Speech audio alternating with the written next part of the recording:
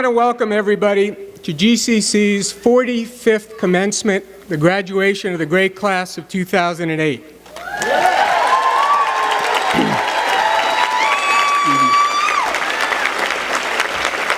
I would like to introduce the platform to you, starting over here. Associate Dean Judy Singley, the Associate Dean of Health Occupations. Next to her, Lindy Gugin, the Associate Dean for Business, Math, Science, and Information Technology.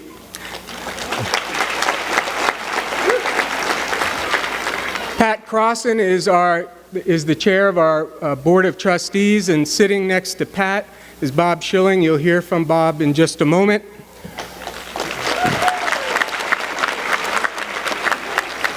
John Murphy is our platform supervisor for today. Terry Boyce.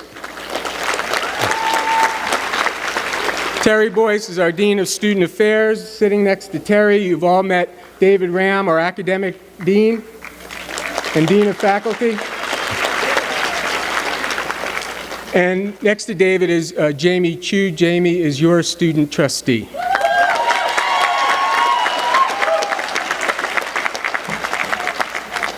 Honored students, colleagues, and guests, I thank you for this opportunity to share an event that's so meaningful to you.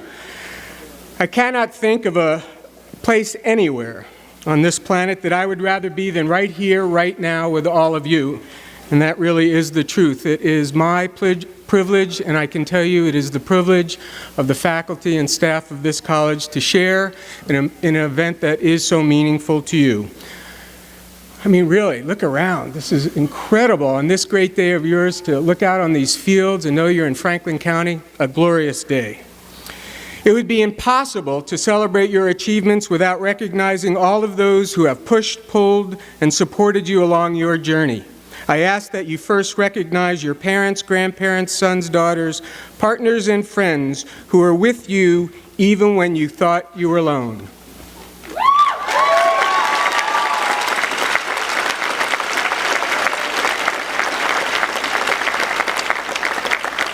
And it would be impossible to think about your academic achievement without thinking about the passion, the courage, the commitment, and the professionalism of the GCC faculty and staff. It was your teachers, those in and out of the classroom, that saw your potential often before you, and then worked together with you to gain the knowledge and the skills necessary for you to achieve that potential. Graduates, I ask that you recognize and say how much you appreciate the heart and soul of this college, your teachers, the faculty and staff of GCC.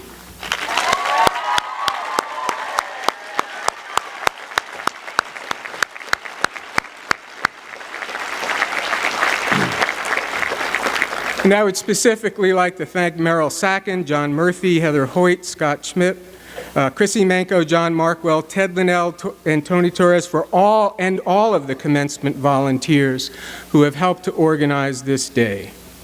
In just a few moments, you will walk across this stage and receive your GCC diploma. Good for you. You have earned it. You have met all of the academic requirements established by the faculty and staff. You have overcome financial barriers. You met your family responsibilities, and you have handled all of that stress and all of those demands. You have worked hard, and we are all proud of your accomplishments. Not long ago, you came here not knowing what to expect.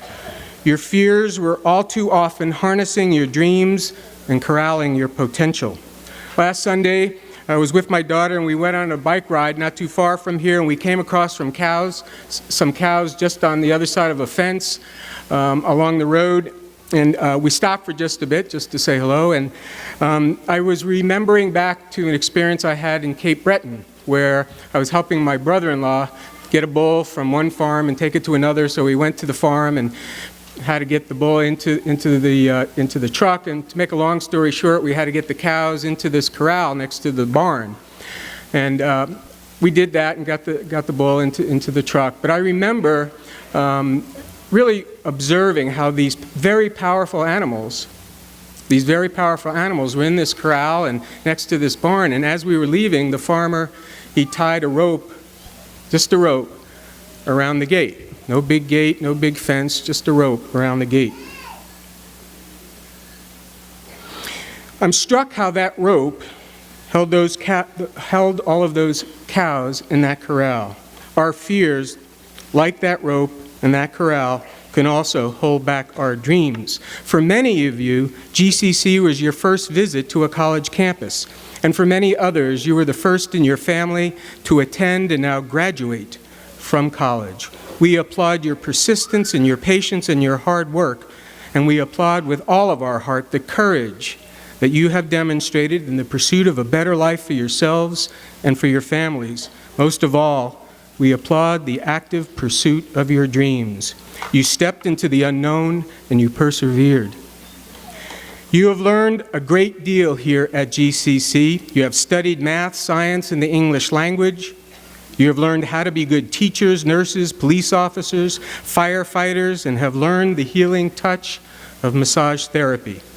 You can now communicate more effectively, think more critically, and solve problems more creatively. You have learned more about other people, other cultures, and graduates, you have learned more about yourself. Most important, you have learned how to learn. Learning is not something that you do as a student in preparation for life. Learning is a way of life. Current research suggests that you will change your job 13 to 15 times and then your career 8. Each new job, new career, new skill set will demand change, and that change will require your learning. No sweat, you know how. But learning is not just for work. It is not just a tool for career success. Your ability to learn will make you a better parent, a more informed consumer, and a much more engaged and enlightened citizen. Learning is a process and a way of life that makes better people of us all. Yet with all that you have learned, with the acquisition of all those skills and all of that knowledge, will that complete your education? Will that complete your life? Will that complete you? I would like to read to you from a book, My Grandfather's Blessings, a story. The title of the story is From the Heart, written by Rachel Naomi Raymond. From the Heart. Almost 50 years ago, I attended preschool in a little park around the corner from our apartment in Upper Manhattan. As the shy and timid only child of older parents, it had taken me a long time to feel safe in the company of other children. My mother and my Nana often sat on a bench within eyesight to give me the courage to remain in the group. Eventually, I was able to stay there alone. One day, close to Halloween, my Nana left me at the park, and I spent the morning with the other 4-year-olds making masks. Close to noon, the teachers threaded string through the creations and helped us put on those masks. I had never worn a mask, and I was entranced. About this time, mothers began arriving to pick up their children, and as soon as I saw my own mother walking towards the class, I stood and I waved to her. She did not respond in any way. She stopped just inside the door, her eyes searching the room. Suddenly, I realized that she didn't know who I was, and I began to cry, terrified. All of her efforts to soothe me and explain why she had not recognized me failed to comfort me. I simply could not understand why she had not known me. I knew who I was inside that mask. Why didn't she? I never went back to that nursery school again. I felt too invisible, too alone, and too vulnerable. Most of us wear masks. We may have worn them so long that sometimes we forget we have put them on at all. And sometimes our culture may even demand that we wear them. A young woman named Lavera told me of something that happened when she was a first-year medical student. Those were anxious times, and it was not uncommon for people to work and study 18 hours a day for weeks on end. In the evening, members of her class were in the habit of releasing the day's tensions by playing basketball on the court in the basement of the medical student's residence. No one kept score, and people would drop in and out of the game 15 minutes, a half hour, however long it was before their anxiety about needing to study took them back upstairs to their desks. Often, the game went on for hours, and the two teams that called it quits had no players in common with the teams that had started the game. About 4 months into the year, in the midst of one of these games, one of her classmates had suddenly collapsed and died, surrounded by other freshman students who had no idea of how to help him. He was 21 years old. Although many of the students were deeply shaken by the event, nothing further was said about the matter. The school made no opportunity to acknowledge either the tragedy of the death or the feelings of the class. The young man's belongings had been packed up and sent to his parents who lived in the other state. No one from his class or from the school had attended his funeral, which was held near his home. Well, the pace of that first year was intense and the competition fierce. Despite their shock and distress, the members of the class simply went on. Few talked about their classmate, even at first. And by the spring of the year, the incident seemed almost forgotten. At the beginning of their second year, the class began the study of pathology. In one of the lab sessions on congenital anomalies, the instructor began passing around trays, each holding a preserved human specimen that demonstrated a specific birth defect. Wearing gloves, the students examined each specimen and then passed it on. One of those specimens was a heart with a congenitally malformed anterior coronary artery. As it was being passed hand to hand throughout the class, the instructor commented in a casual way that it was the heart of the young man who had died the year before. Without lifting her head, Elvira looked out of the corner of her eye.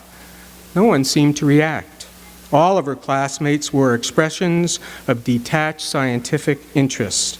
A wave of panic rose up inside of her until she realized that she, too, was wearing a mask of professional detachment. No one could possibly know the terrible distress that she was feeling, but she was then flooded with relief. She remembers thinking that she was going to be able to do this after all. She was going to be able to become a real physician. Vera closed her eyes as she finished telling the author her story and sat in silence for a moment. She then rocked back and forth, and she began to cry. After more than 35 years as a physician, writes the author, I have found at last that it is possible to be a professional and live from the heart. This was not something I learned in medical school.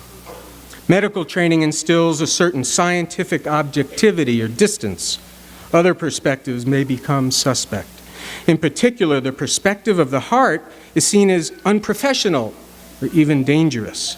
The heart, with its capacity to connect us to others, may somehow mar our judgment and make us incompetent.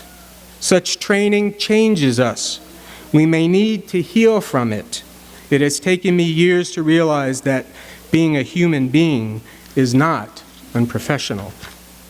My training encouraged me to give away vital parts of myself in the belief that this would make me of greater service to others. In the end, I found that abandoning my humanity in order to become of service made me vulnerable to burnout, cynicism, numbness, loneliness, and depression.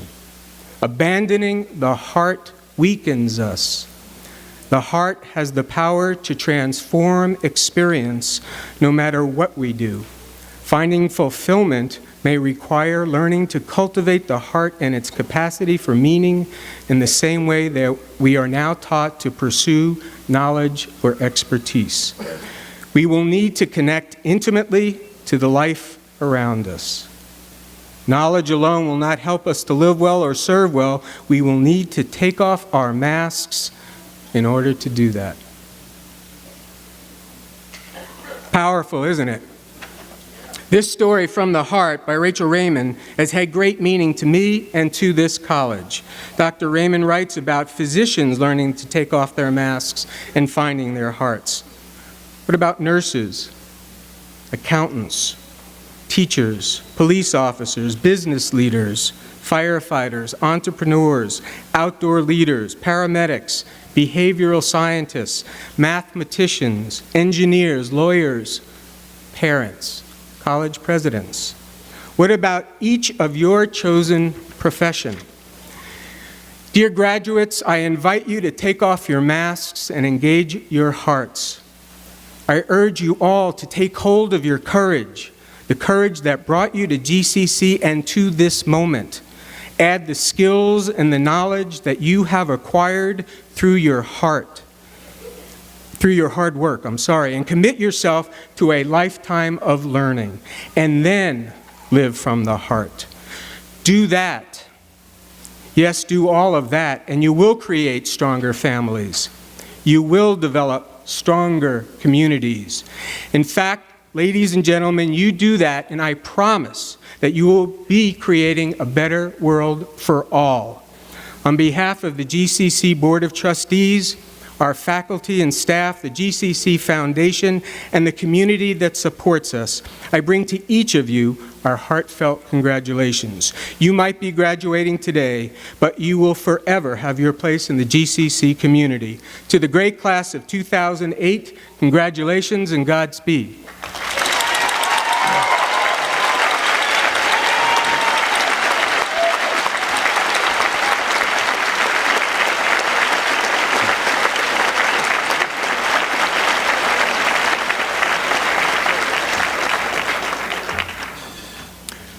Professor Robert Schilling was born just over that mountain in Pittsfield, Mass., where he grew up. He went to Berkshire Community College, and then he transferred to UMass, and then he went off to the U.S. Air Force. He has been a member of this community ever since his return. Bob's entry into the technology profession came as a salesperson for Apple. I believe it's true that he sold the college our first 2 computers. But it was his passion for teaching, learning, and student development that brought him to GCC. He came by invitation by Bob Welsh, but he has been here ever since because of all of you. Bob Schilling is always on the move. On his bike, in fact, where are those bikers? They were just here to celebrate Robert. They're in the back. Those are all of his biking buddies. Or running in a marathon, of which there are 25 to date, or developing new courses. Movement is part of Bob's life. Can anyone here say that they have ever seen him still for more than just a moment? Professor Schilling has been at the forefront of the development of online education, and that means to us that the emphasis is on learning and not on the technology alone.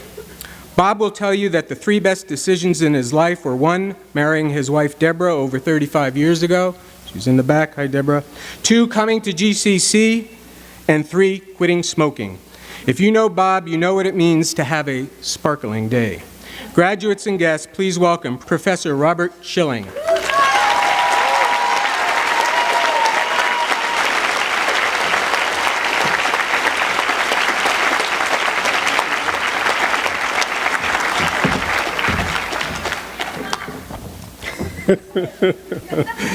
Hey, congratulations. You made it. Woo! I made it too. I'm officially retired as of yesterday. Woo! Now, before I go on, I think it's only fair to recognize Meryl Sacken and Chrissy Manko, who organized all of this and made it happen. It's a ton of work, and they deserve a big round of applause. Woo!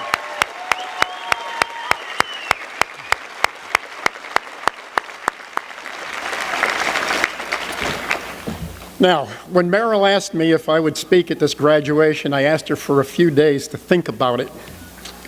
I wanted to be sure I really had something worth telling you. I decided I did. I decided to tell you about 2 discoveries that have made my personal and academic life an incredible adventure. I'm hoping maybe they'll be useful to you too. My first discovery was that my education isn't ever going process. It's a forever thing. I've had to study new things nonstop since I graduated, and that was a long time ago. You might have already discovered that some of the things that you've learned are already changing as well. The speed of this change and our need to learn new things really came home to me this last March. My wife Deb and I went to Washington, D.C. during the spring break, and we wanted to visit the Smithsonian Air and Space Museum. If you've never been there, I recommend it. We had the good fortune to be there on a slow day when we were able to join a small guided tour. During the 2-hour tour, the docent who was leading the group walked us through a timeline of America's history of flight.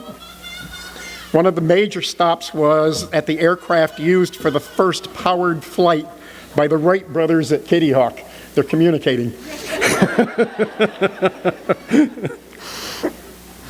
That first flight happened on December 17th, 1903. Hang on to that date for a minute. December 17th, 1903. We ended the tour in a large area with a vaulted ceiling where there was an incredible collection from our space program. One of those displays was the practice lunar lander module used by the Apollo 11 team. The docent reminded us that it was on July 20th, 1969 that Commander Neil Armstrong became the first man to walk on the moon. Then he stunned us by pointing out that we had gone from 0 at Kitty Hawk to putting an astronaut on the moon, which was an incredible technology explosion in 65 years. You might wonder what my point is. How many different jobs and professions do you think appeared and disappeared during those 65 years? In just that one field. How many jobs underwent dramatic changes? Let me bring it back to the here and now, to you folks. That explosive change that we just talked about in the history of flight is nothing compared to what you are going to experience. We're living in exponential times.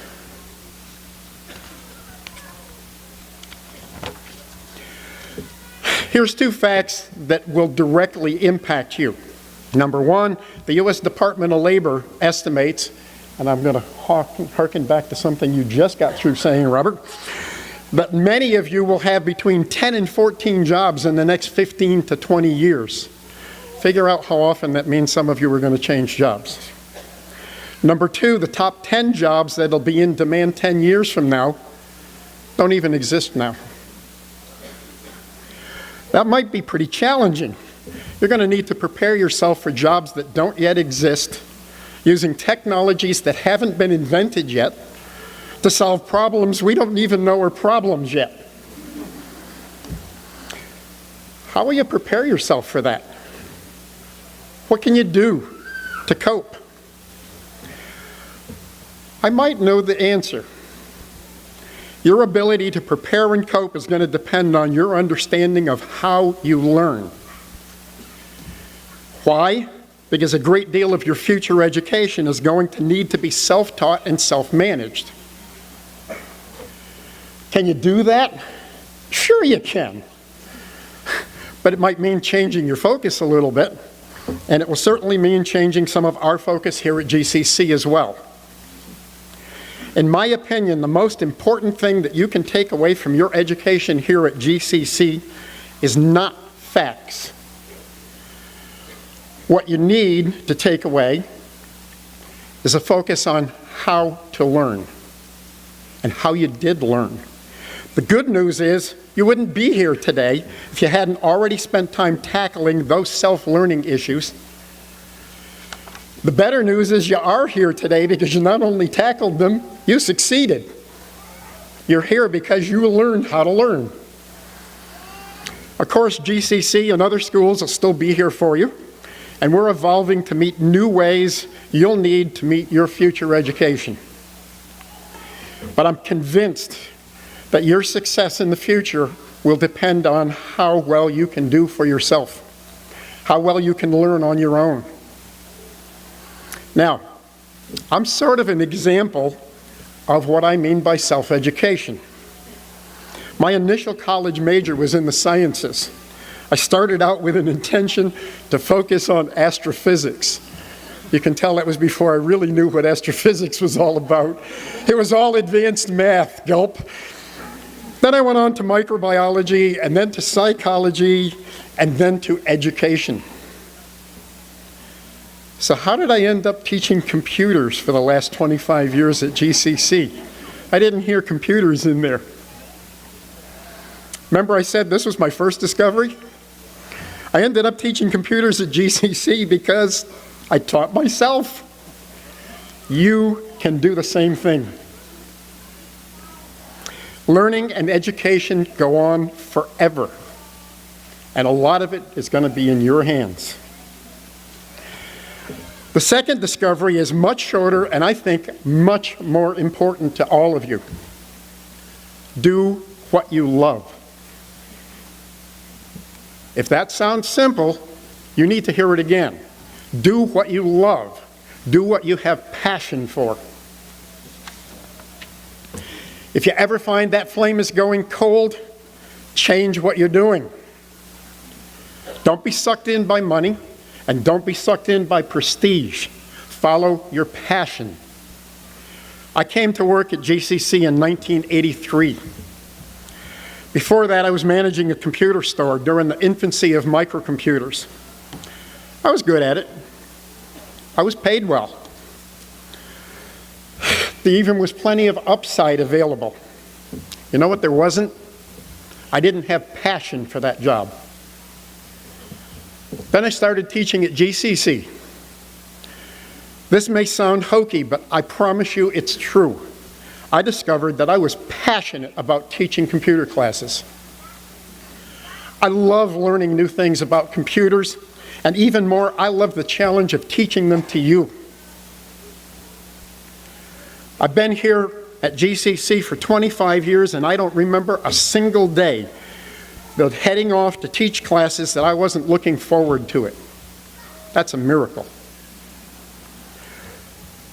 Every day for 25 years, I got an incredible charge from the challenge of seeing how well I could make that day's class work.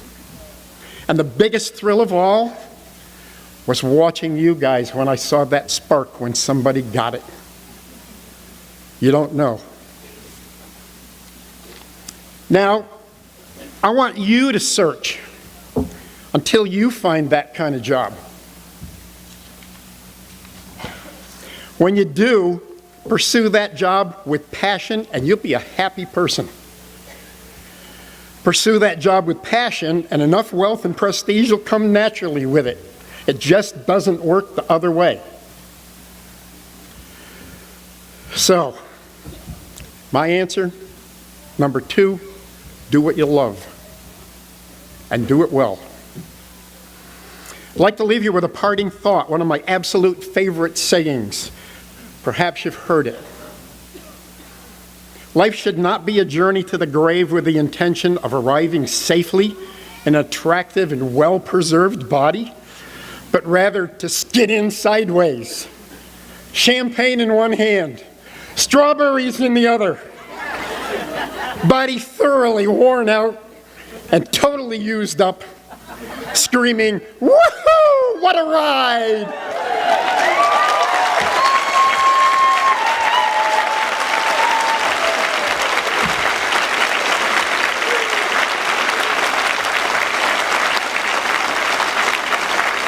That's what I mean about living with passion. Now, that said, I'm going to follow one of my passions. Biking with my friends. So bear with me a minute.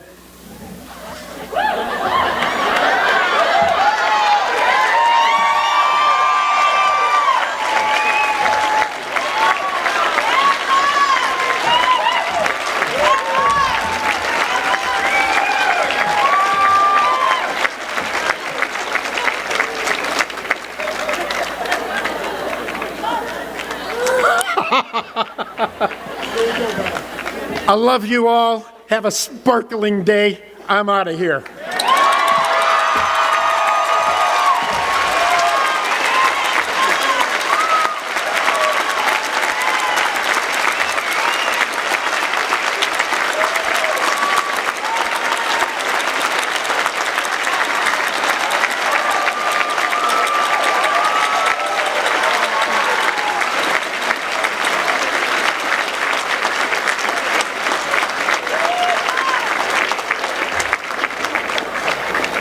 about we all turn around and say, "See you soon, Bob."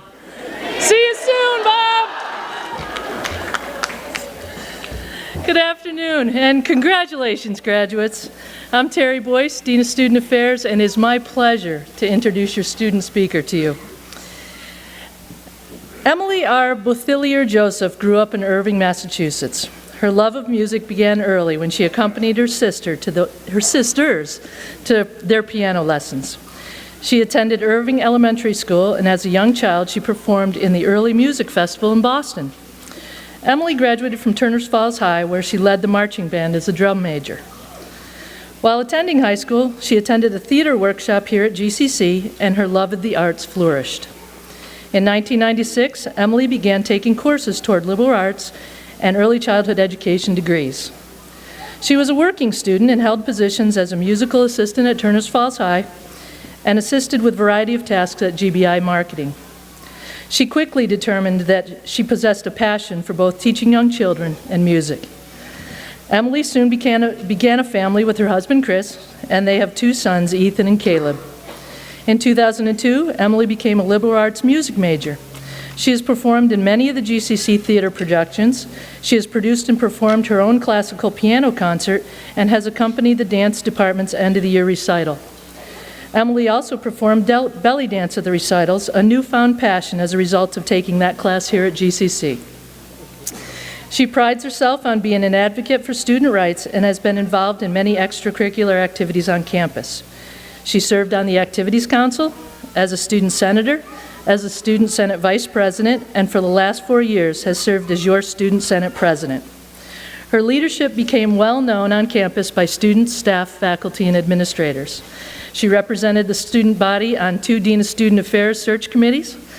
She accepted an appointment to the Diversity Committee as well as College Council. She also served as a new student orientation leader and a campus tour guide. Upon graduation, Emily will continue to combine her true passions, which include giving private piano lessons, facilitating preschool music classes, being a loving mother and wife, and she will continue to be a dedicated community activist. Students, family, and friends representing the GCC graduating class of 2008, please join me in welcoming your Student Senate President, your 2008 student speaker, Emily Joseph.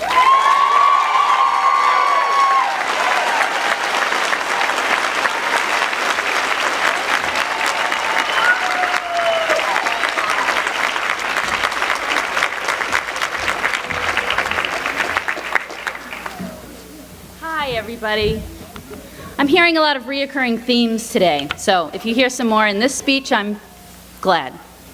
I would like to begin by thanking every one of you. It has been a great honor and privilege to represent the students here within Greenfield Community College during my long academic adventure. As an elementary school child, my academic success was not top priority.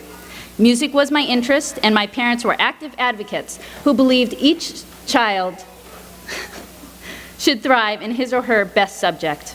Playing in recorder groups, concert bands, and with any person that would play any music with me was awesome. This pattern followed into high school and traveled with me during my first semesters here. Hopefully each one of you have also found your passion and now have the skills to pursue it to fruition. I would like to share with you the impact one professor had on my educational goals and the lesson of taking a leap. Along with many musical interests, I am also a classical pianist, as you heard, but like so many artists, was always told that this would not be a suitable career. My early days at GCC were filled with confusion, rebellion, and indecision. One day while playing in a practice room, a professor by the name George Sulos, a very energetic, wildly passionate musician whom many of you may remember, popped his head in and asked if he could ask me a few questions. I grabbed the opportunity for procrastination. Professor Sulos proceeded to quiz my music knowledge about history, theory, and interest in the music field. He was the one that confirmed for me that a music pathway would be a realistic, rewarding goal.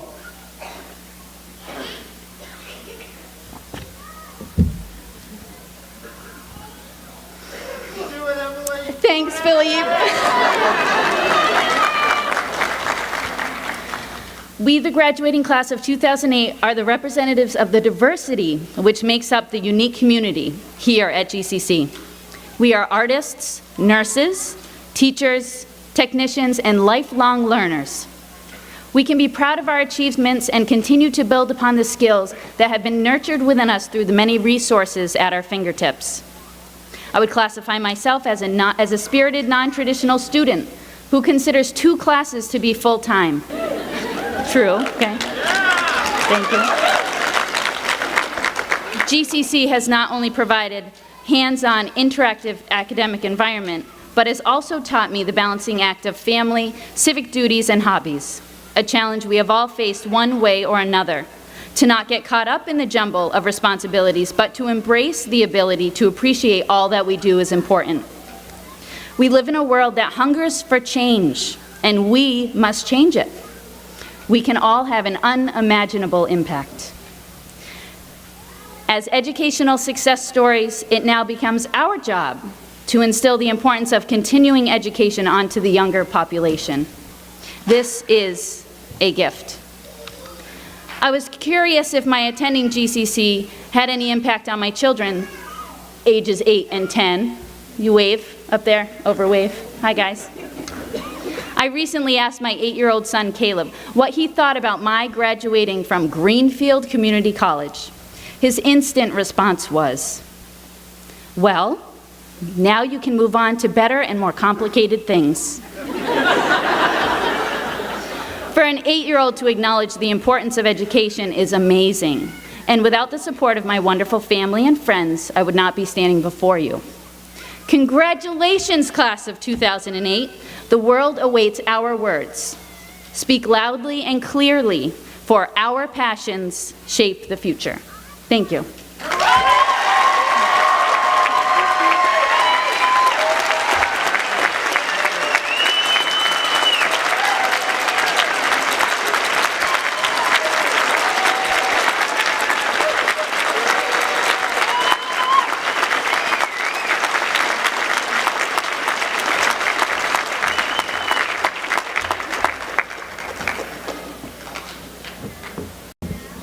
We've managed to keep Bob Schilling here for a few more minutes, so I'd like to ask him to come back up on stage for a minute.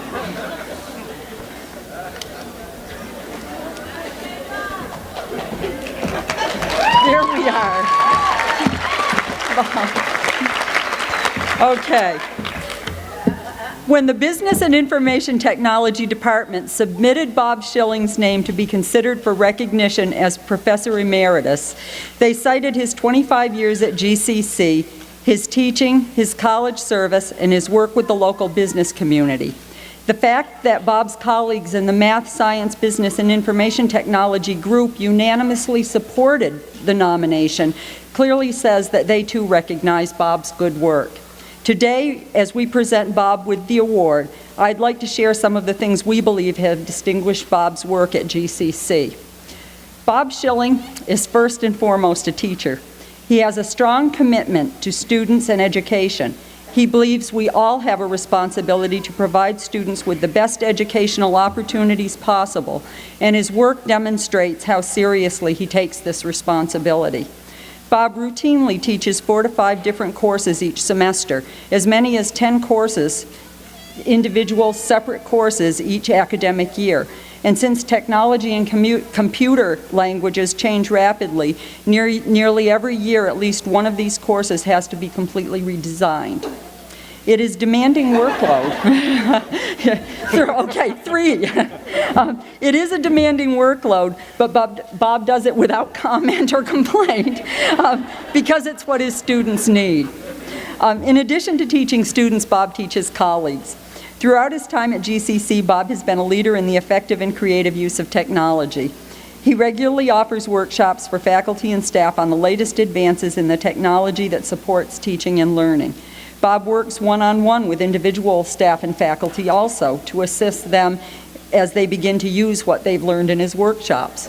His knowledge, enthusiasm, and generosity make him effective in this and all of his teaching at GCC. Bob doesn't care much for meetings. And I think that's probably an understatement. But in spite of this, he has participated in college and community fairs in a variety of ways. He's been active in the local business community and has served on numerous college committees over the years. He's held several leadership positions at the college. He spent 6 years as Director of Computer Services at GCC. He was chairperson of the Business and Information Technology Department for 3 years, and for 1 year he was coordinator of the Computer Information Systems program. In each of these positions, Bob has helped to create and advance technology use and technology education across the institution. His priority has always been to provide the best technology, services, and experiences possible for faculty, staff, and students. We've all benefited from his work. Bob has been and continues to be an asset to the institution. I'm pleased to have had the opportunity today to talk a bit about his achievements. They are not things you're likely to hear from him because Bob doesn't talk much about himself. He simply does his job and he does it well. His colleagues and I have come to respect his commitment to students, value his knowledge of curriculum and technology, and appreciate his willingness to serve. Bob's work at GCC has been top-rate. His colleagues in the Math, Science, Business, and Information Technology group are pleased to join with the rest of the college community today to celebrate the awarding of the title Professor Emeritus to Professor Robert Schilling.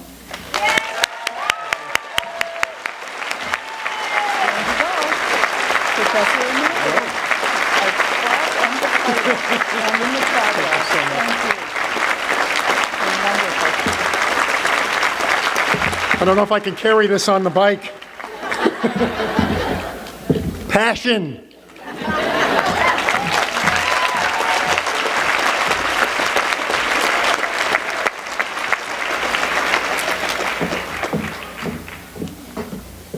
We have another retirement to acknowledge, but it actually doesn't happen until the end of this summer, just before the start of the next academic year, and it's a good thing she doesn't ride a bike, otherwise she'd scoot off too. Terry Mariani, come on up.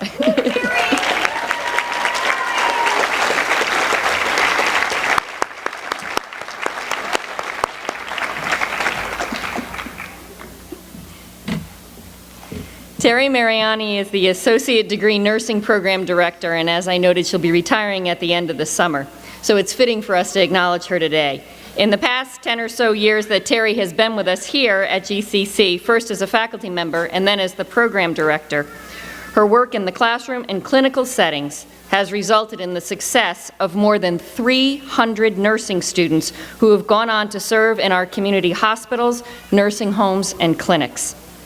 Prior to coming to GCC, Terry's career in nursing education in community colleges in this area has contributed to the success of nearly 2,000 nursing students. Most likely, each one of us has either been cared for or had a family member or a friend cared for by a nurse that Terry taught. It's no wonder we have great nurses here in the Pioneer Valley. That's quite a legacy. And so we honor Terry today by acknowledging her outstanding service to GCC and the community as a whole, and we wish you all the best in your retirement.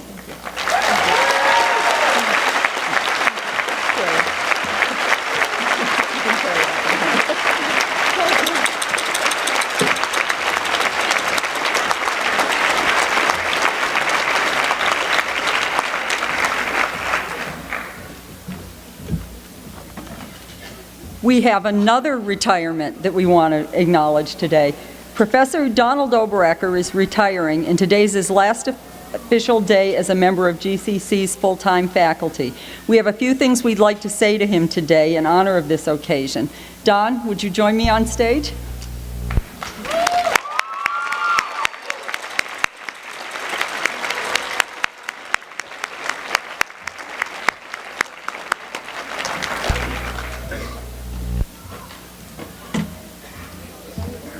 On the spot. Professor Donald Oberacker has spent more than half a century as a teacher, 42 years of which have been at GCC. Don has taught a variety of science courses at GCC, including woodlot management, general biology, nutrition, zoology, botany, and horticulture. To get a sense of what this has meant to the community, if we assume Don has taught an average of 3 lab courses a semester with 22 students in each, and he's taught 2 semesters each year for his 42 years here, then Don has taught at least 5,544 students since he came to GCC in 1966. He has touched many lives. You have.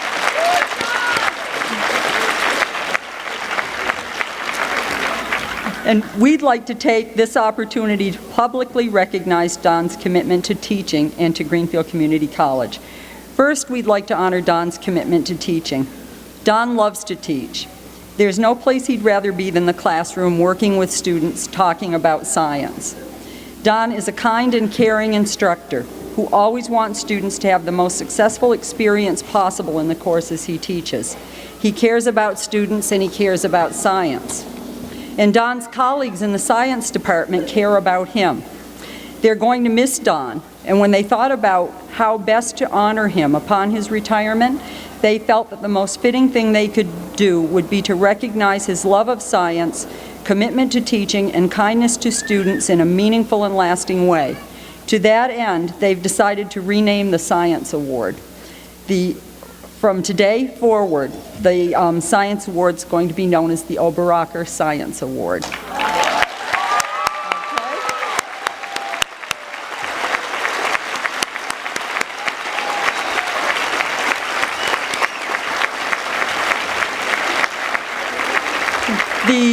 The Oberacher Science Award will be given annually to a graduating student who shows promise in the sciences. The Oberacher Science Award will be presented for the first time later in today's ceremony. It is an award we will give with pride because it recognizes a passion for science in its title and the promise of science in its recipient. So the Oberacher Science Award, in a few minutes, we'll award that. We'd also like to honor Don today for his commitment to GCC. Don has been a member of the college community for a very long time and has been the senior member of GCC's full-time faculty for a number of years. That entitles Don to lead the faculty procession at commencement, which he does each year. President Pura will make a presentation that recognizes Don's commitment to the institution and position as senior member of the Greenfield Community College faculty. So. Well, for centuries, the mace has been a symbol of authority.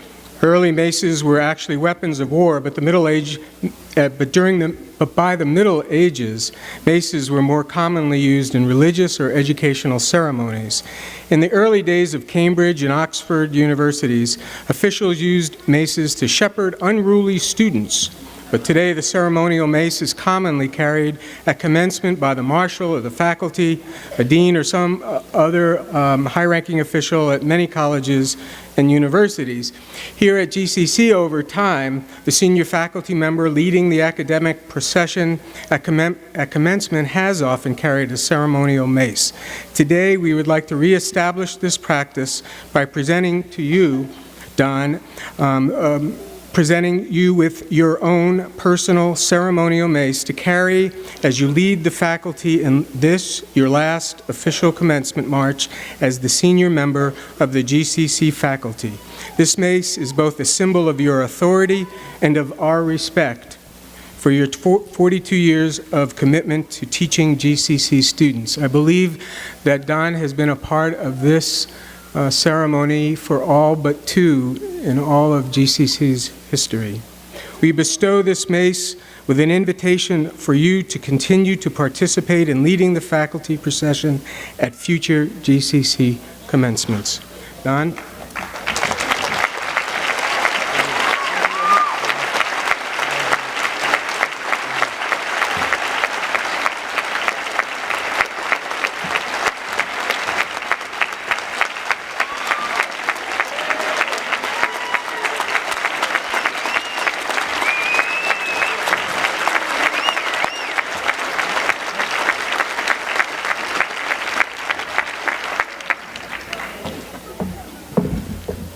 It's a lot of students.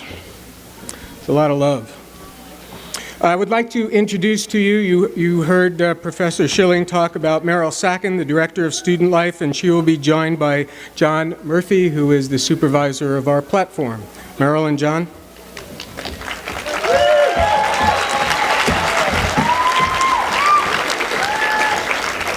Hi, everybody. Hi, Liz, who's holding up the pole, who's taking the photographs for the Greenfield Recorder. So if you want your picture in it, Liz is right down there. Here we go. These are the awards, departmental awards for 2008. Liberal arts. Each year, the faculty and professional staff recognize the achievement of a student in the liberal arts.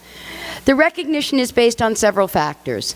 Among them, the cumulative grade average, the relatively demanding nature of his or her chosen course of study, and the completion here at GCC of the greatest portion of his or her studies, and the breadth and the variety of involvement in the liberal arts. Please, if this is your name, please come up on stage. This year's recipient is Brian K. Daly. Brian?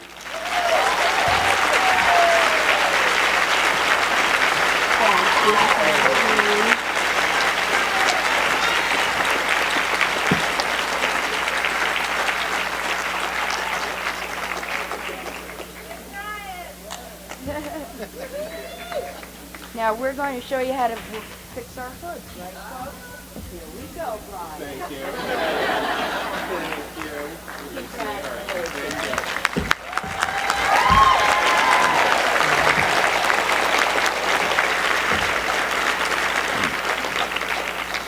And now, for the first time ever, folks, here it is, the Donald Oberacker Liberal Arts Science Award. And it says the award is given to a 2008 graduate who has demonstrated outstanding academic achievement and commitment to the study of science. And this very first time award goes this year, come on up, to Larissa Paskey.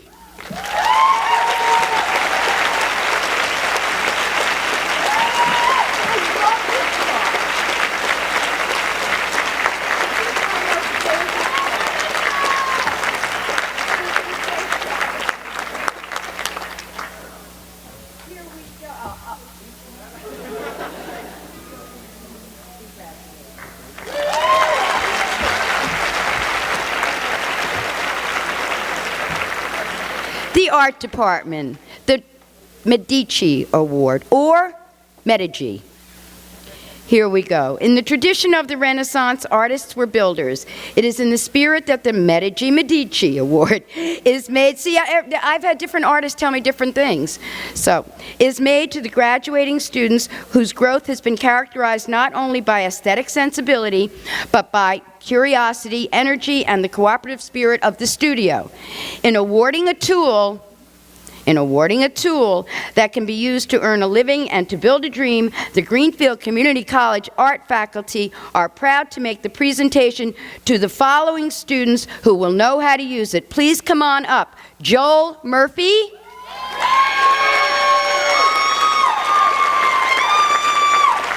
Richard Sugiko, Marcotte, and Caroline Streeter.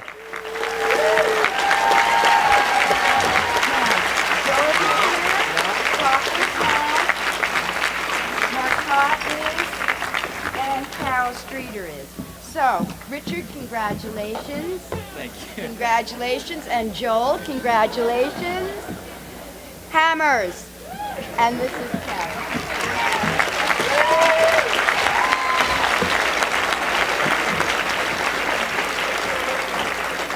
Criminal justice. For outstanding achievement in criminal justice, come on up, Amanda Patton.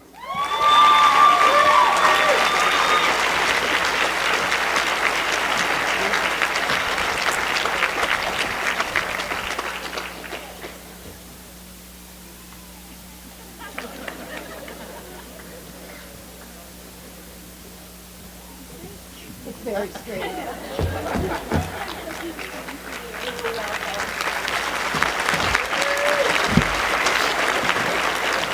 Drama. The theater department is presenting an Outstanding Drama Student Award. It is presented for excellence in any of the two of the following fields: outstanding academic achievement, involvement in community outreach, outstanding contributions either on stage or backstage in two major GCC productions, for demonstrating an enthusiasm and contributing not only to their own academic growth, but also to the welfare of the GCC Theater Department as a whole. This year's recipient is Jillian Morgan.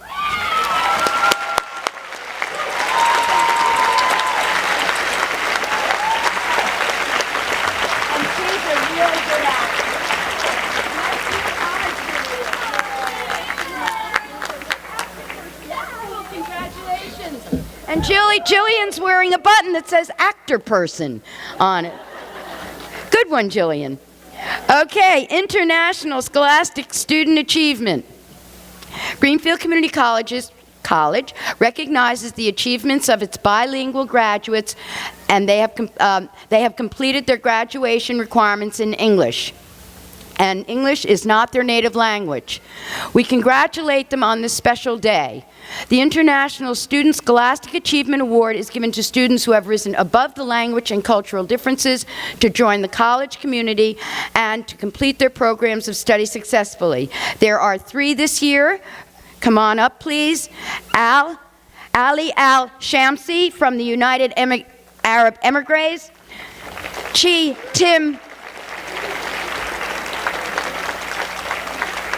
Tim Chan from Hong Kong.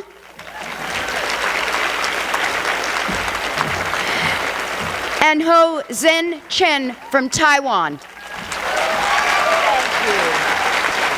Congratulations, Ali. Congratulations. And you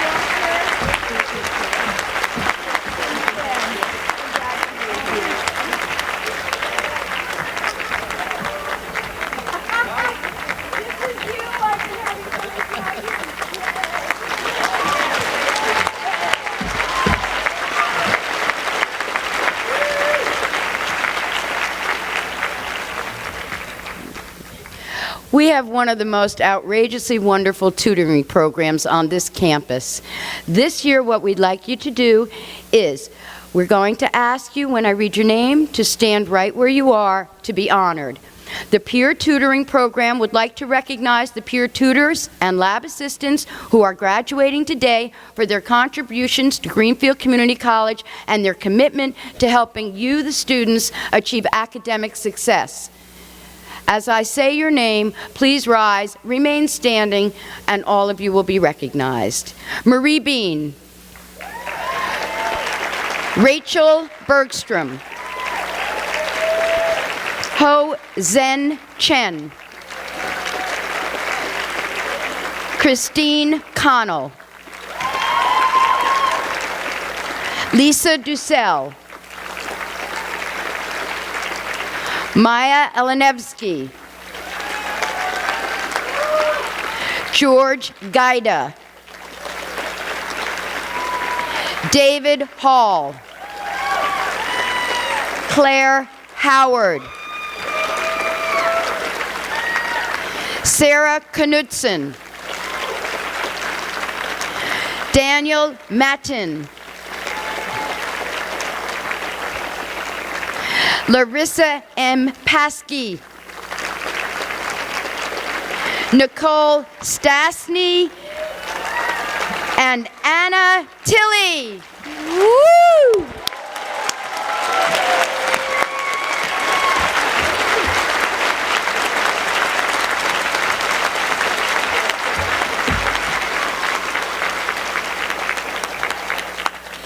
In the field of nursing for academic excellence, Rachel Bergstrom.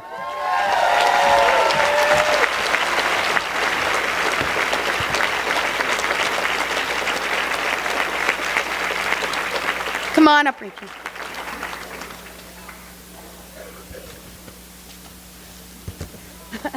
She's running from all the way around. Congratulations, Rachel.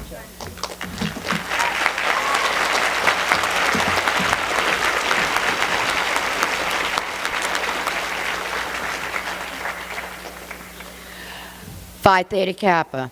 Gold tassels, some of you have may noticed, and hoods represent membership in Phi Theta Kappa, the two-year college National Honor Society. Will please all the members of Phi Theta Kappa who are graduating today, please rise and remain in place so that we can applaud your wonderful achievement. Phi Theta Kappa.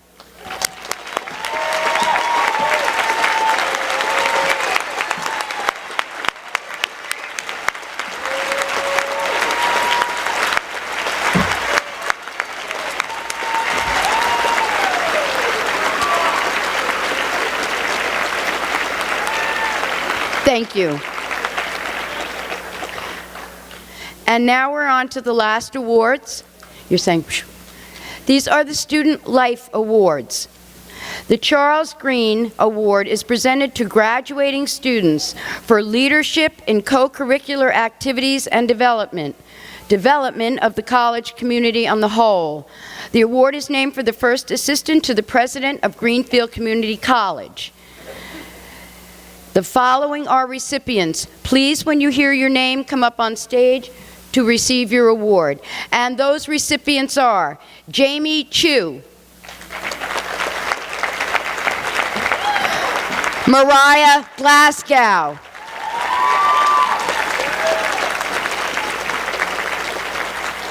Kim Noga,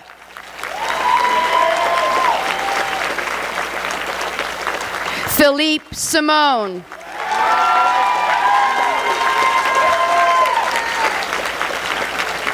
Jenny Silver, Megan Parker,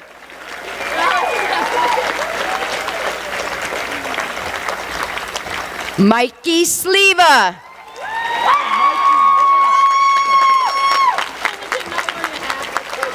Jeff Armstrong, Audrey LaRock.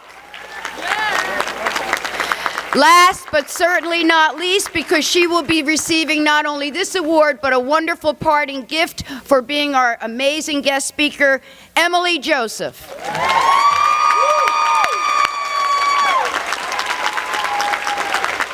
at this group, you're my favorite. Jamie and Mariah and Ron, Emily, I'll give her hers, you'll give me, I think. Indeed, ladies and gentlemen, the group from Student Life.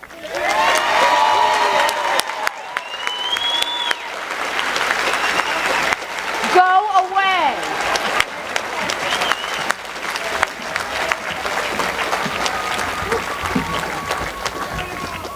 Okay, now this last award is also a Student Life Award, but believe it or not, it is not for a student. The Walter Taylor Award has been given, well, ever since I have been here, which is over 30 years. It goes to a faculty, staff, or administrator. In a moment, I'm going to read you exactly why it's given out. There's a lot of recipients, former recipients under this tent, to name a few. Maybe you can figure it out. Remember, we're talking Student Life. We have John Murphy, who's working on the stage. He was a winner of this. We have Gary Longe in our Ed Tech organization, and his son Jeremiah is graduating today. These are some of the winners. We have Professor Abby Jenks, who runs our Human Services Club. We have David Johnson, who eons ago ran our Toboggan Club. David still can't get over that one. We have Kit Carpenter, who's honoring us with her award many years ago for international students being the club advisor. And now this year's award winner will join, and there's 20 others. I just wanted you to understand some of the people who right now are under the tent. So here we go. The Walter M. Taylor Award is presented to a member or members of the faculty or staff or administration who has or have given outstanding leadership in the development of co-curricular activities above and beyond their job. The award is named for the first president of Greenfield Community College. This year's recipient is our marketing coordinator, Liz Carroll.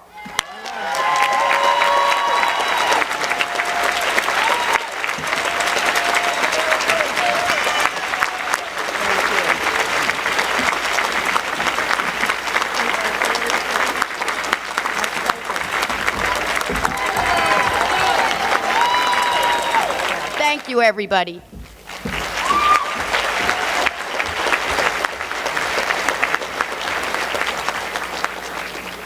Regina Curtis is the Director of Alumni Affairs, wears many hats, and she's here to carry a message from the Alumni Association.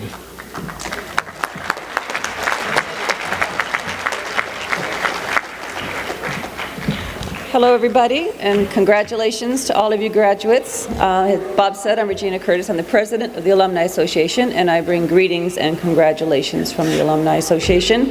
And a special shout out to my fellow business administration transfer graduates, wherever you are. Congratulations. I have two quick things I want to tell you about today. One is that when it's time for you to come up to receive your diplomas, I will be coming back up on stage because the Alumni Association has a gift for each graduate, which is this lovely, suitable for hanging, wall calendar that features 12 GCC alums from each of the decades that we've been around, 60s, 70s, 80s, 90s, and the O's. And I am certain that a future one will include one of you. It has the picture and tells the story of whatever amazing success story that person has had. In fact, the calendar that we're in right now, this is an academic year calendar, so it goes July to June. So the calendar that's ending this month features Supervisor of the Platform, John Murphy, as Mr. July. Yeah.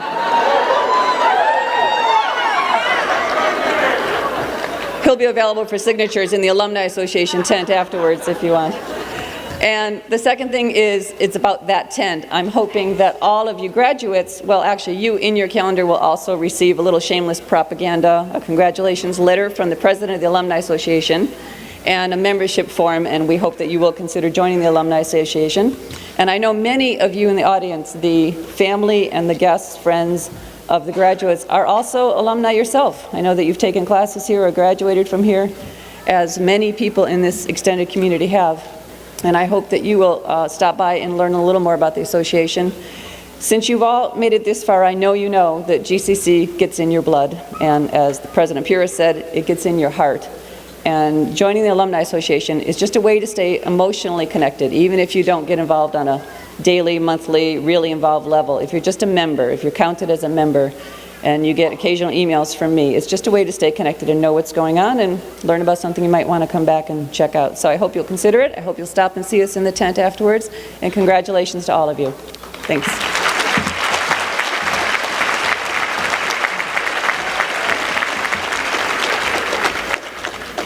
For her entire career as a teacher and chair of the Department of Education at UMass, and then on to become the provost at UMass, and then here at GCC as the chair of our Board of Trustees, Patricia Crossan, Pat Crossan, has been committed to high standards. She's been committed to leadership in higher education throughout the nation, actually also many parts of the world.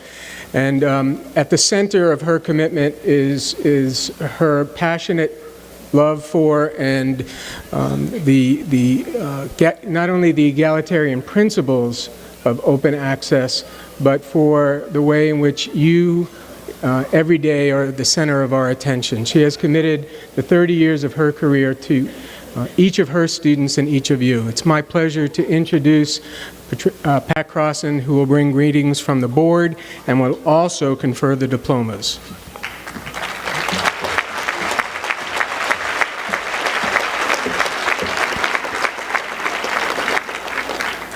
I could feel a certain restlessness and a waiting for those diplomas to be conferred, so I promise not to speak too long.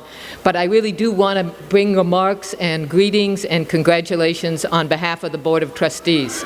And I'm hoping I speak on behalf of myself and Jamie Chu, our graduating student trustee this year. It is such a pleasure to see all of the graduates here today. Your talents and abilities, and especially your hard work and diligence, and your can-do attitude have gotten you here to the front rows of this graduation and commencement ceremony. You should be very proud of yourselves. We, the college community, and especially the Board of Trustees for whom I speak, are very proud of you. It is such a pleasure to see all of the families of the graduates here today. Spouses, significant others, children, parents, grandparents, good friends, etc., etc. You played, all of you here, played no small part in the academic success of the graduates we celebrate today. Your willingness to support the academic aspirations of our graduates made a huge difference to their success. The GCC community knows that it is not always easy to do this. Often it takes the form of carrying a bigger share of the household duties, those endless dishes, those endless grocery lists, that endless laundry. Often it takes the form of foregone income for the family, an important contribution that is made. Almost always this support requires emotional and cheerleading support for our students. The "I know you can do it" attitude that helps students when that one particular course or assignment or test seems especially tough.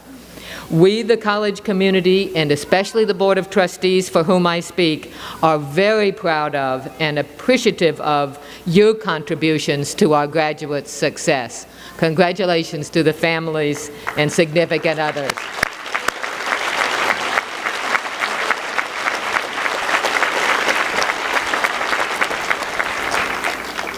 It is such a pleasure to see all the faculty and staff who are here today, looking academic and formal for this one day of the year.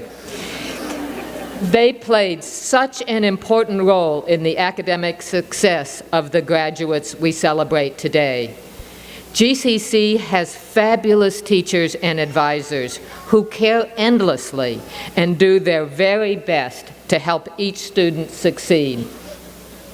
They work very hard to know the subjects they teach, they take teaching and learning seriously, and they are always willing to connect with individual students. GCC has great staff members who support the work of the faculty and are equally serious that student learning and success are job one at GCC. They provide services that help students succeed. GCC has great deans and a great president in Bob Pura who work together to make the whole enterprise sing. On behalf of the Board of Trustees for whom I speak, and I hope on behalf of the graduates and their families, I want to say thank you to the faculty, staff, and president of GCC for making this a great college. Can we do that?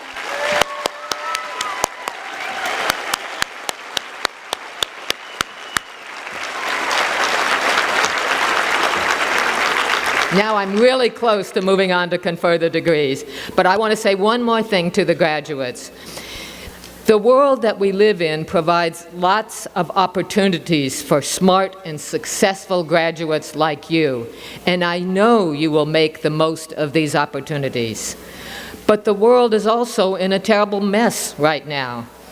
Anyone who reads newspapers, watches television, listens to their neighbors, simply can't escape that painful fact. The world, including this community and region, the Commonwealth of Massachusetts, the United States of America, and the whole wide world, needs the energy and commitment of talented graduates like you to undo past mistakes, to undo our mistakes, to seize new opportunities and make a better life for our children and grandchildren.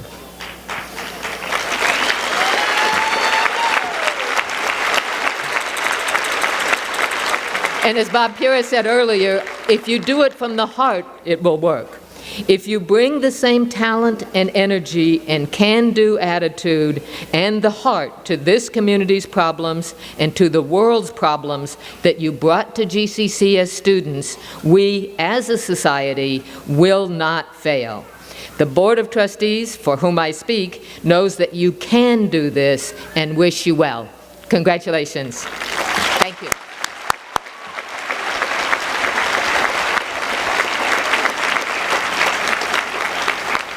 Now I need to look serious and formal. By the authority vested in me by the Massachusetts Board of Higher Education under Chapter 15A, Sections 8 and 22 of the General Laws of the Commonwealth, I, as you get up and move forward, Patricia Crossan, Chair of the Board of Trustees of Greenfield Community College, am honored to award the Associate in Arts and Associate in Science degrees and certificates to those candidates who, in the judgment of the college, have successfully met the requirements for graduation.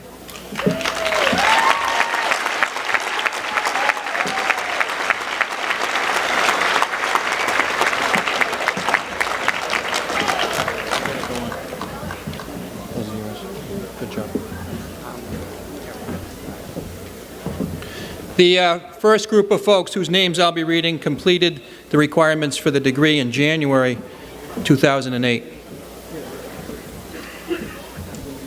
Associate in Arts, Liberal Arts, Wiley J. Carlisle.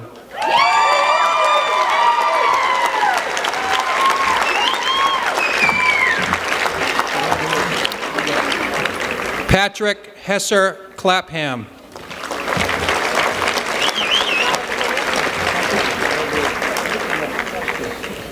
Gregory Eric Ferry in English.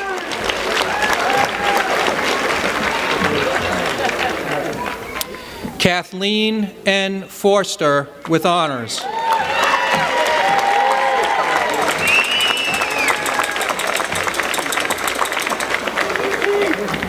Virginia Ann Gascoigne with honors.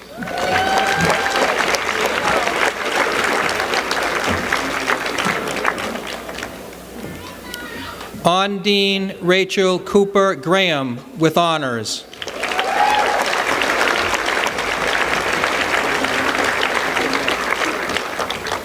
Sheila McNabb Millar.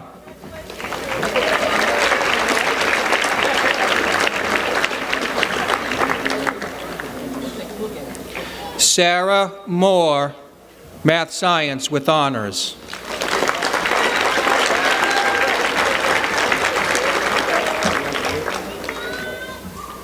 Megan Lynn Parker.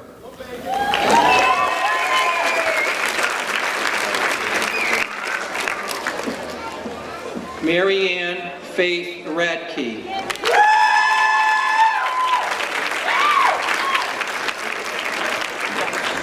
Associate in Arts, Business Administration transfer, James Vincent Mansfield, Jr.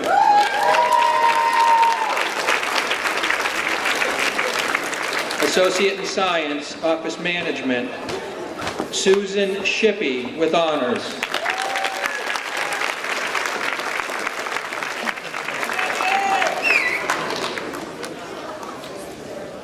This is Associate in Arts, Liberal Arts, Helena Balkanoff. Are you on it? Sandra M. Beagley.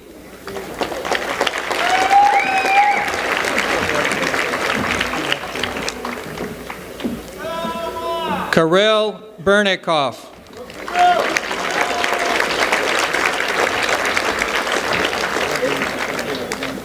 Hannah E. Blake with honors.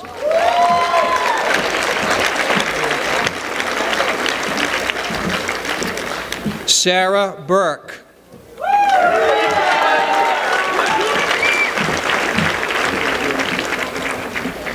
Jamie Renee Chu.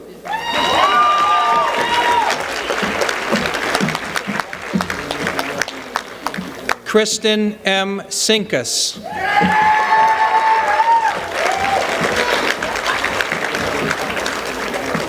Christine Elizabeth Connell with honors.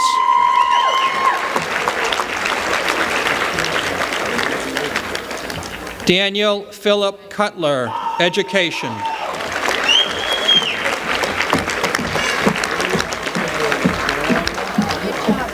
Brian K. Daly with honors.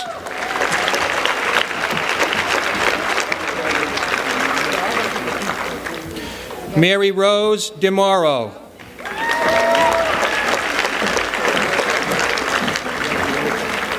Lisa Ellen Dussel with honors.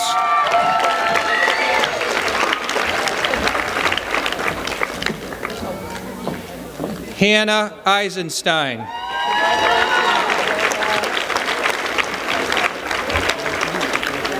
George W. Gaeta with honors.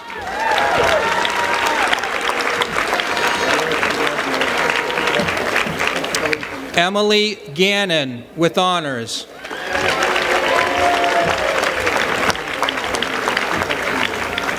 Courtney Gerard.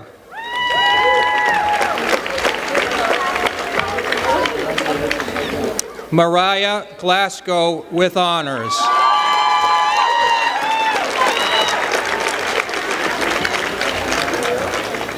Laura Gail Growy with honors.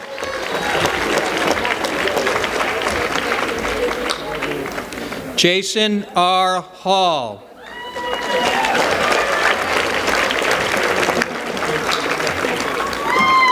Andrew Stephen Helgerson.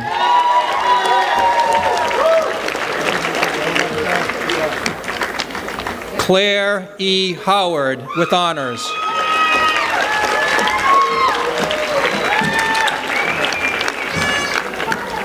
Stephen A. Howe.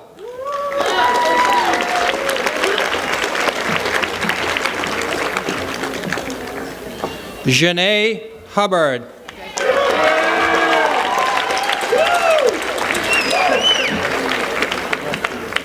Brian Irvin Hydefrost.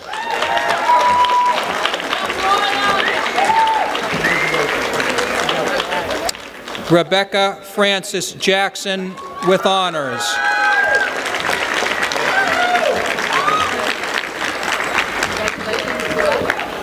Margaret R. Jarrett.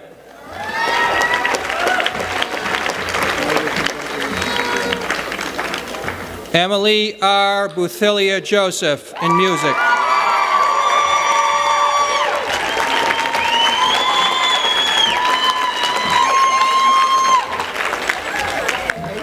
Kristen C. Karpinski.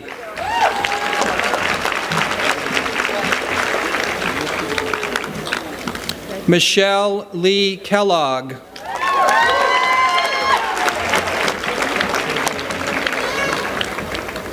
Sarah E. Knudsen with honors.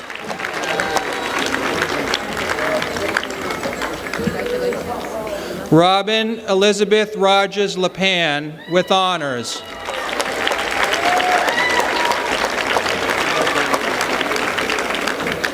Jessica Joy Lasik.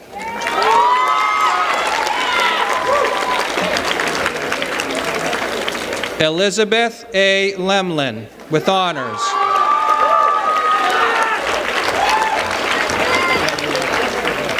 Kenneth J. Lively.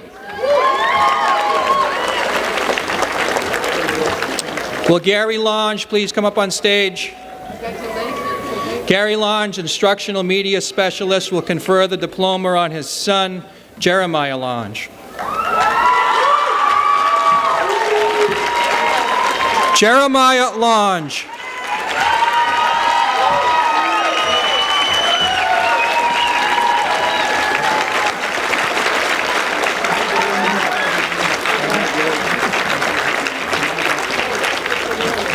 Jillian Rebecca Morgan with honors.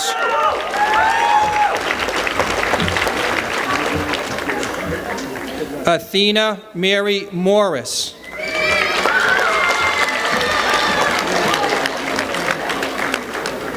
Kimberly M. Noga.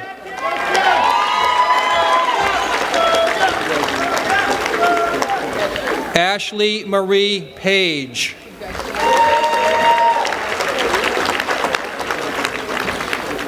John C. Paquin.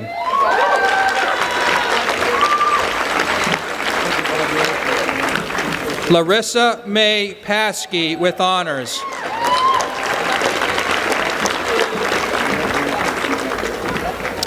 Caleb Perry.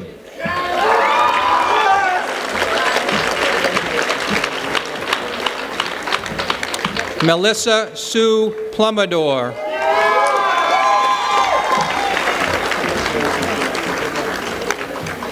Jennifer E. Pride with honors.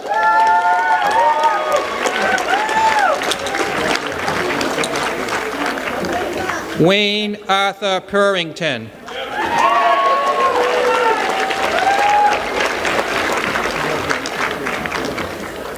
Gloria Ann Ratcliffe in Women's Studies.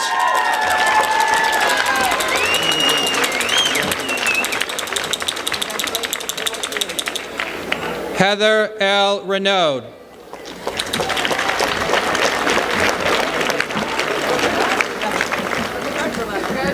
Greg S. Richardson.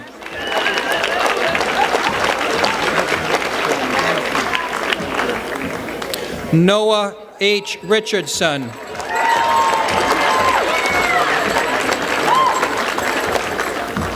Sam Rothenberg.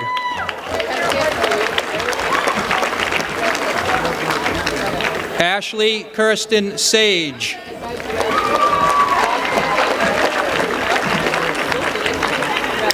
Rebecca Lee Savage.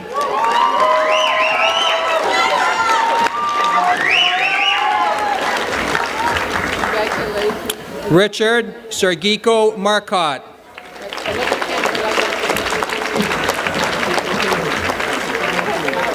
Curtis Silver.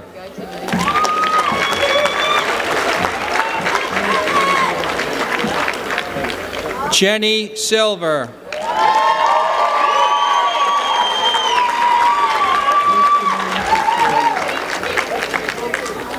Philippe Guy Simone with honors.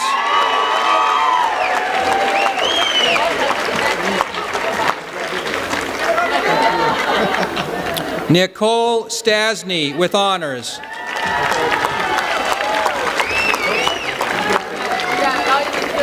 Sarah Walsh.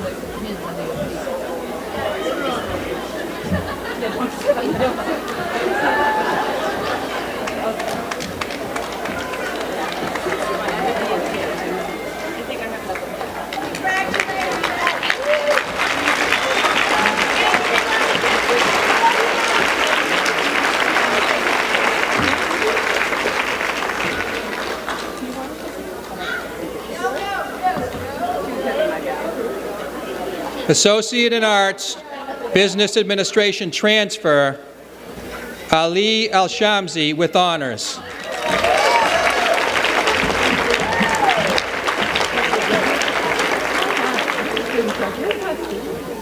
Chi Tim Chan.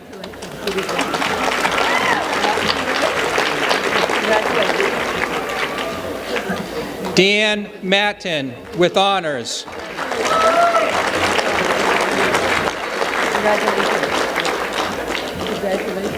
Nathaniel John Purvis.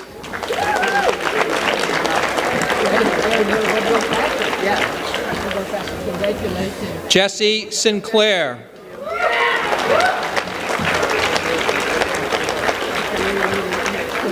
Associate in Science, Accounting, Danielle Nicole Newton.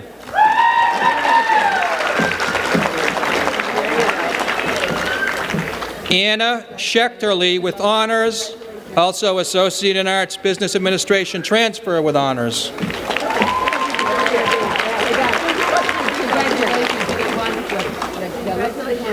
Sarah Weslowski, also Associate in Arts, Business Administration transfer.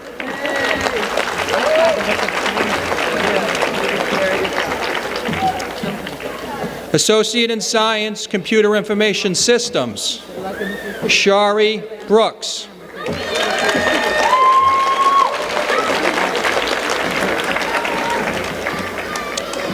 Brian Charles Wesley LaPalme.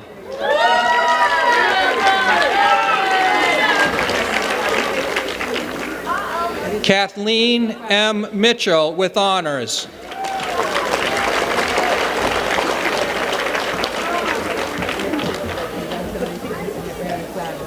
Associate in Science Management, Carl P. Belanger with honors.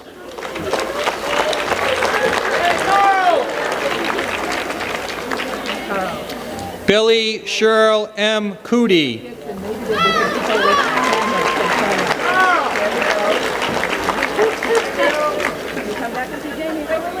Michelle Ann Dalton with honors.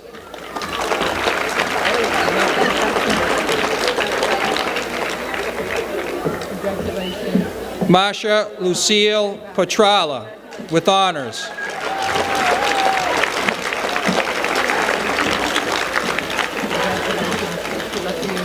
Associate in Science Marketing, Anatoly Lashter.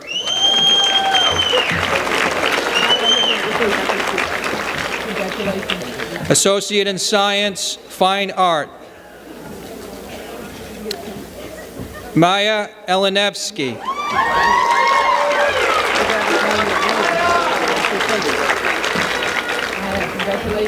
Vanessa Chatwood Kirby.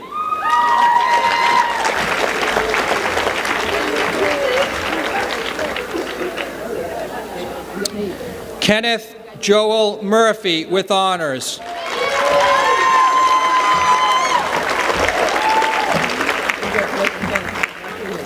David Musgrave.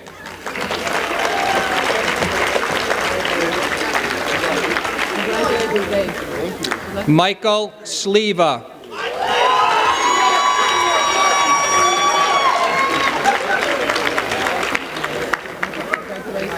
Associate in Science, Art, Graphic Design, Caroline Streeter with honors.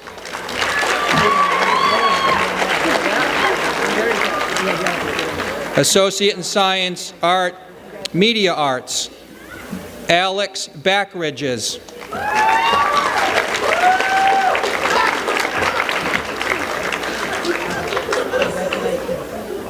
Michael C. Burke.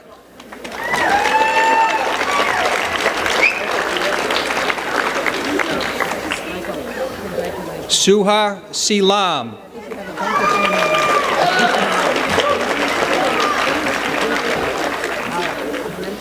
David M. Hall, transfer compact with honors.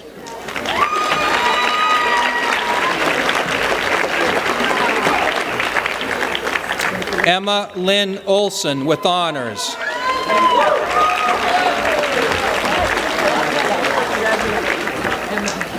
Tony Chelsea with honors.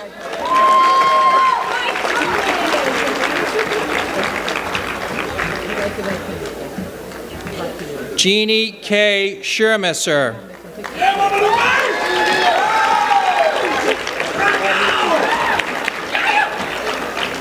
Kara M. Stikowski.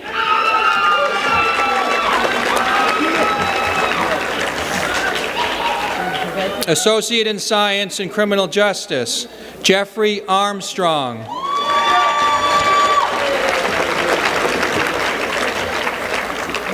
Michelle Renee Blanchard.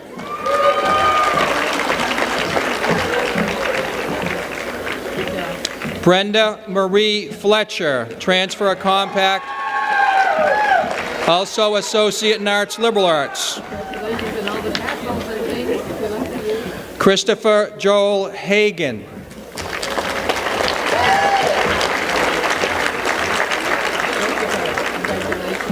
Young Sung Kim.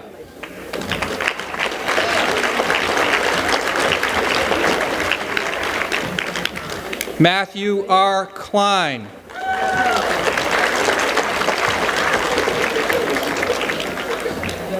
Lynn Marie Langevin.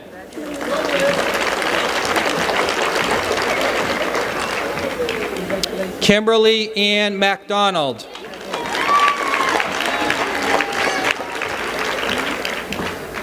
Amanda Bernice Patton with honors.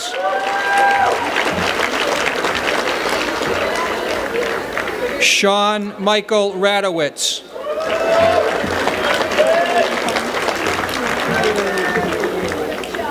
Samantha May Stalins with honors.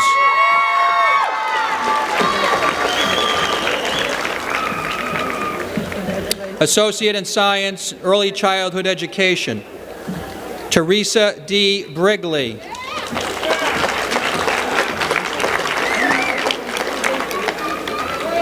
Megan R. Brown, also Associate in Arts, Liberal Arts.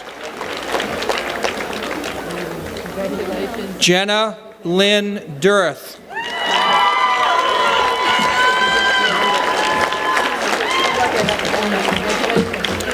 Audrey LaRocque.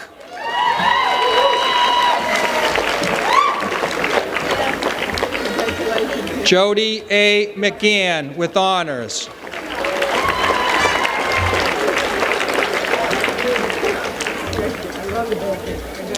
Becky Smith.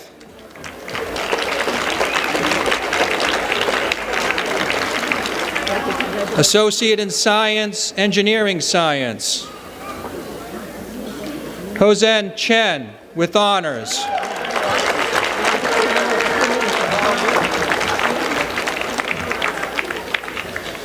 Joseph P. Moriarty with honors, also Associate in Arts and Liberal Arts with honors.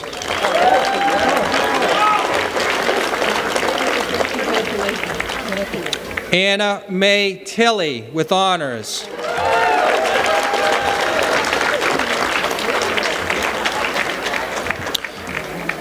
Associate in Science, Fire Science Technology, Michael John Curry.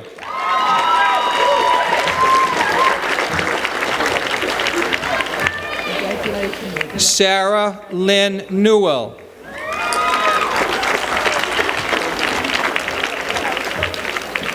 Associate in Science and Nursing, Marie Borden Bean with honors.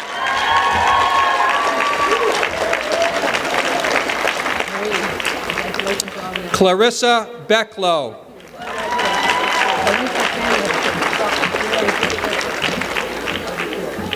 Rachel Bergstrom with honors.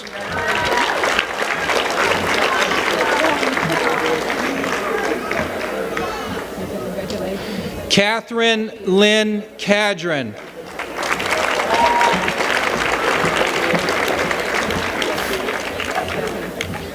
Fritzner Ernst Charles.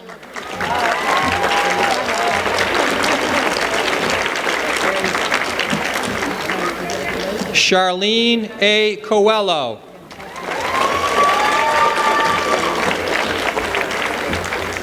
Oksana Derivolkova.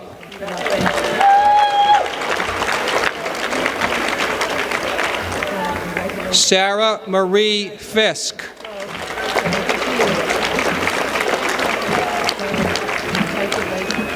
Helen May Holmes.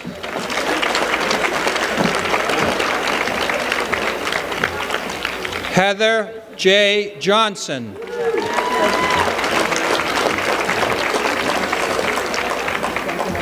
Sherry Lee.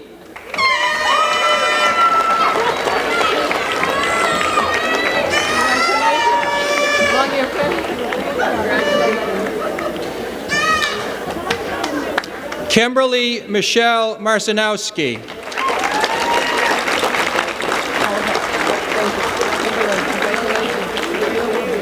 Melissa A. Morosky.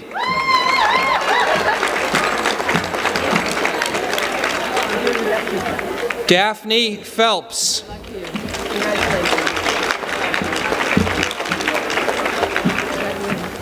Erin Lee Ratcliffe.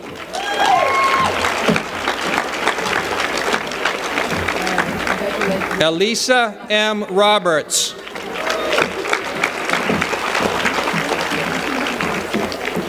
Tara J. Terenzi. Will Vera Vlasenko please come up on stage? Vera Vlasenko, Admission Administrative Assistant, will confer the diploma on her niece, Julia Vlasenko, with honors.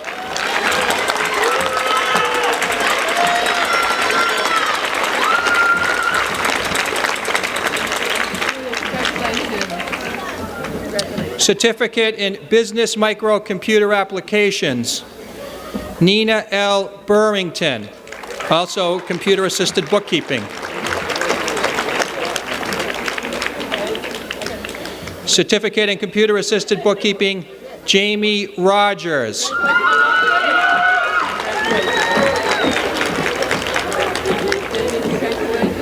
Certificate in Human Services, Renee Randall.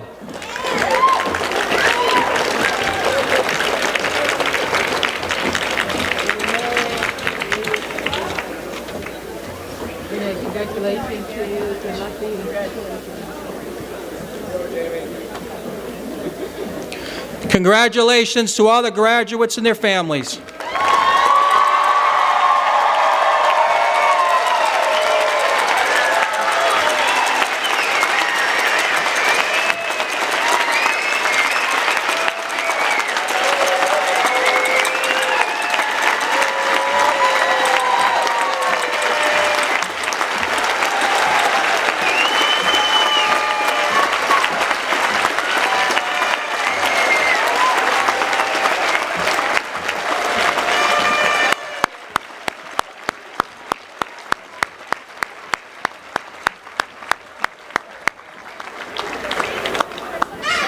It's been our privilege to be a part of your academic learning, to be a part of your learning.